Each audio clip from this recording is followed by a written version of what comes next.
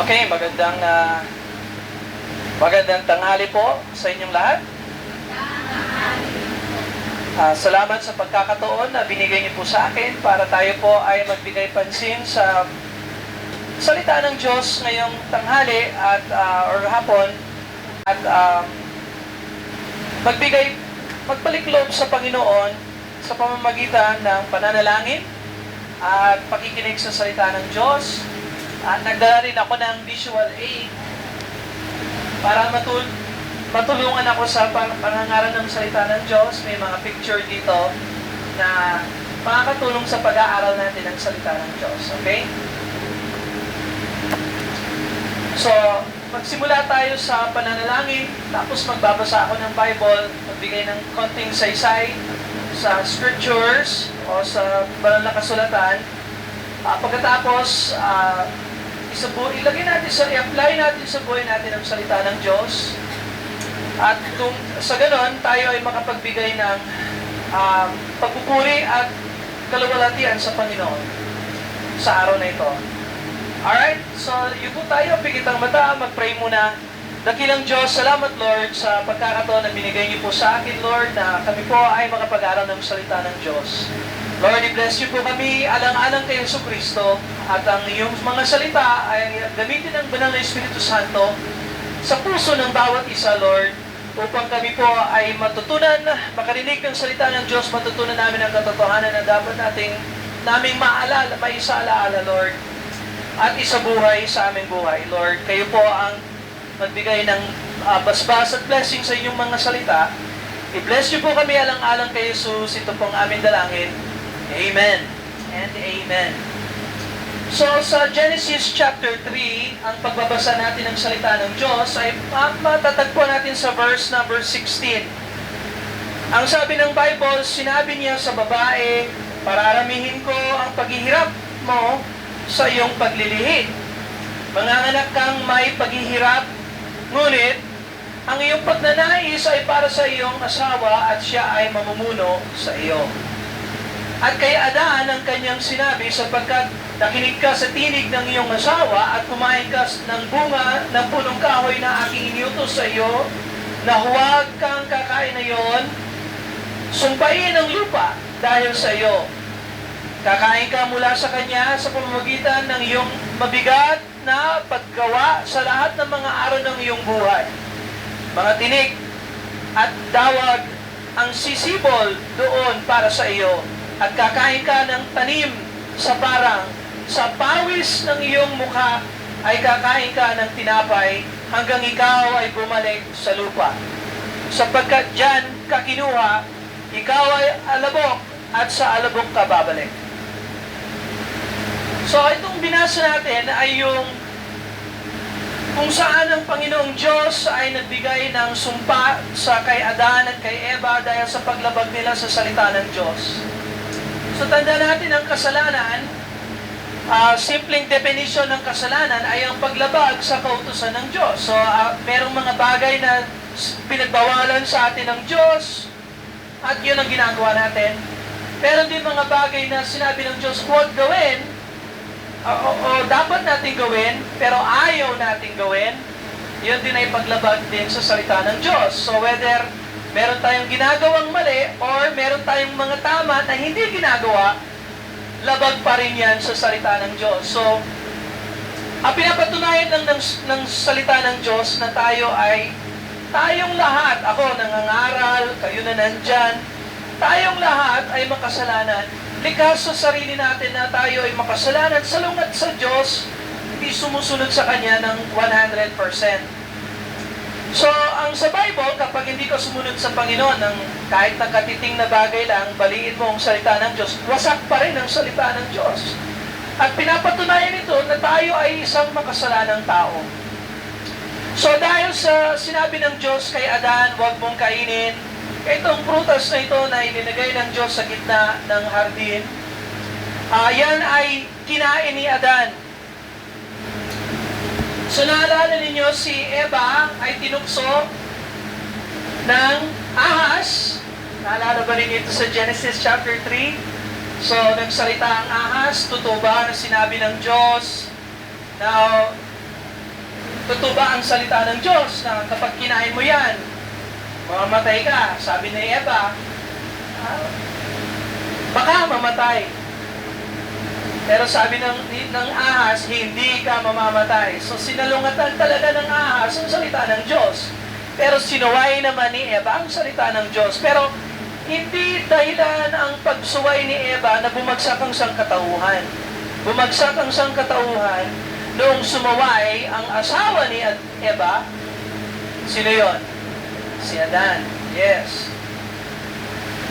Sapagkat ang Diyos ang nagbigay utos kay Adan.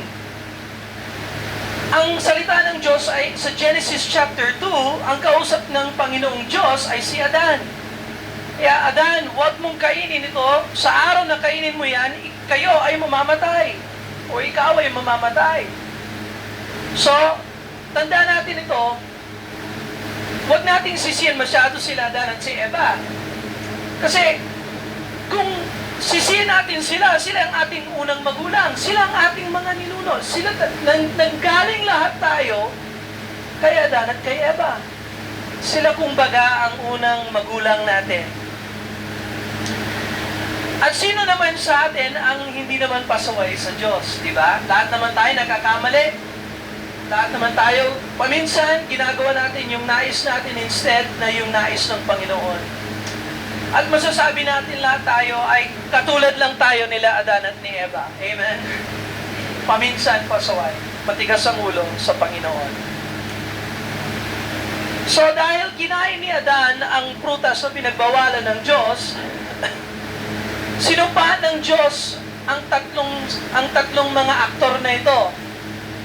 Sinumpahan ng Diyos si Adan sa pawis mabubuhay ka, Adan, sa hirap ng lupa na hindi magbibigay ng prutas at kasaganahan na katulad noon. Ngayon, ito ay magiging sumpa at ikaw ay mabubuhay sa iyong pagod at pawis at babalik ka rin sa alabok dahil sa alabok tayo nanggaling. Naalala ninyo si Adan? Nung nilikha ng Diyos ang tao, nilikha ng Diyos ang tao sa kanyang wangis, sa kanyang larawan. At ano ang tao? Alabok. So, kinuha ng Panginoon ang mga alikabok sa lupa at hiningan niya yan at ang tao ay naging buhay na kaluluwa according to Genesis chapter 2. So, ang pangalang Adan, in fact, ang pangalang Adan, ibig sabihin ay pulang lupa. So, medyo may pagkapula itong si Adan. At lahat ng katangian ng lupa at ng mundo ay na kay Adan. Kung scientifically, 75% ng mundo natin ay tubig, ganoon din ang katawan natin. So, meron tayong laman, meron tayong tubig, at halos lahat ng sa loobin natin ay tubig. So, lahat ng katangian ng earth ay nasa katawan.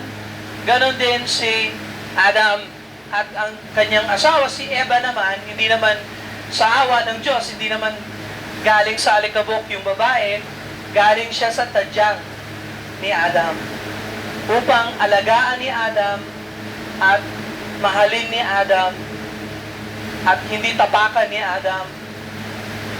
Pero naalala ninyo, si Eva ay tinukso ng ahas. Niloko siya ng ahas, pero ang kumain talaga at lumabag sa kautusan ng Diyos ay si Adam. Lumabag siya. Wala naman, hindi naman aksidente na pumasok yung prutas sa kanyang bibig. Sinadya niya yon na lumabag sa kautusan ng Diyos. So, sinumpa ng Diyos si Adan. Adan, maghihirap ka habang buhay. Pawis, at yung lupa ay hindi magiging masagana dahil sa sumpa ng Diyos sa lupa. At babalik ka rin sa alikabok balang araw. So, lahat tayo, meron tayong appointment. So, lahat tayo may appointment sa kamatayan balang araw.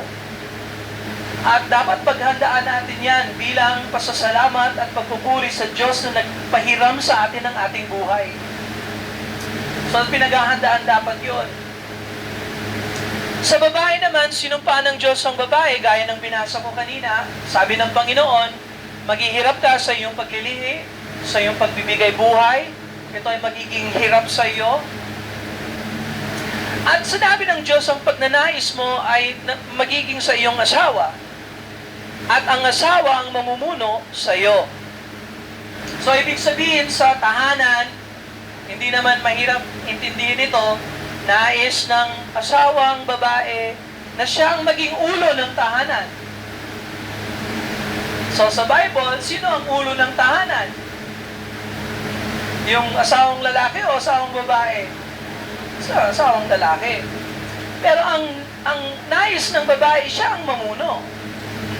At bakit hindi naman? Mas matalino naman talaga ang babae kaysa lalaki. Amen? Tanungin mo yung asawa ko, mas maganda siyang tao, mas matalino siya sa akin, mas maayos pa siya. Kaya lang, sa Bible, inatasan ng Diyos yung lalaki ang mamuno. Pero nabaliktad yan dahil sa sumpa. At ang pangatlong judgment o hatol ng Diyos ay naipasok sa ahas. Sinabi ng Diyos sa ahas, ikaw ay hindi na lalakad sa iyong mga paa, sa tiyan ka na lang gagapang, kakainin mo yung alikabok or whatever habang buhay. At ang binhi ng babae ay forever na hiwalay sa binhi ng ahas. At magtatagumpay ang binhi ng babae laban sa binhi ng ahas. O, question, sino ang binhi ng babae na parating na magiging mas matagumpay kaysa sa binhi ng ahas? Si Jesus Christ yon. Sino yung babae na birhen na gagamitin ng Diyos upang isilang ang Messiah? Si Mary yun. Very good. So, mula pa sa Genesis chapter 3, verse 15, alam na ng Diyos na gagamitin niya ang binhi ng babae upang magtagumpay laban sa binhi ng ahas. So, sa lahat ng hatol ng Diyos, bumagsak ang sangkatauhan.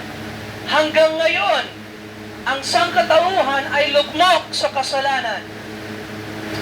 Kung tutuusin, mas nais natin gumawa ng mali kaysa gumawa ng tama. Amen? Huwag tayo magkunwari. Kung tutusin, hindi natin nakikita sa ating laman ang pagkakataon na gusto nating 100% na sumunod sa Diyos. Dahil lahat tayo ay galing kay Adan at Eva, wala tayong pagbabago. Kung sila ay makasalanan, tayo rin ay makasalanan. Lahat tayo nang galing sa kanila. So, ang kaligtasan ng tao ay hindi base sa gawa ng tao.